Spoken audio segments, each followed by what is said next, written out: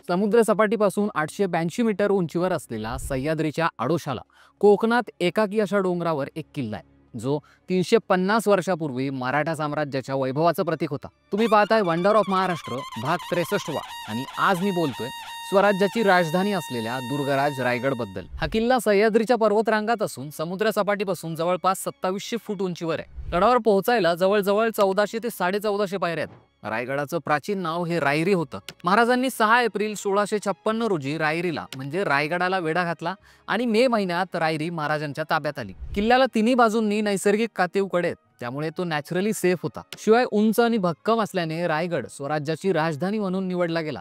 स्वराज्याचे वास्तुविशारद हिरोजी इंदलकर यांच्या मेहनतीतून ही राजधानी अस्तित्वात आली। 6 जून 1674 रोजी याच ठिकाणी शिवाजी महाराजांचा राज्याभिषेक झाला। रायगडाची बांधणी आणि मूळचं नैसर्गिक रूप हे सैनिकी स्थापत्यशास्त्राचा जगातील सर्वोत्तम नमुना असल्याचं मानलं जातं। युनेस्कोने जागतिक वारशामध्ये निवड केलेल्या मराठा मिलिटरी लँडस्केप ऑफ इंडियाच्या 12 किल्ल्यांपैकी एक रायगड सुद्धा आहे। त्या 12 किल्ल्यांपैकी रायगड हा मराठा साम्राज्यातल्या वास्तुकलेचं एक उत्कृष्ट उदाहरण आहे। तुम्ही रायगडाला भेट दिली असेल तर तुमचा अनुभव कसा होता आम्हाला कमेंट करून नक्की सांगा।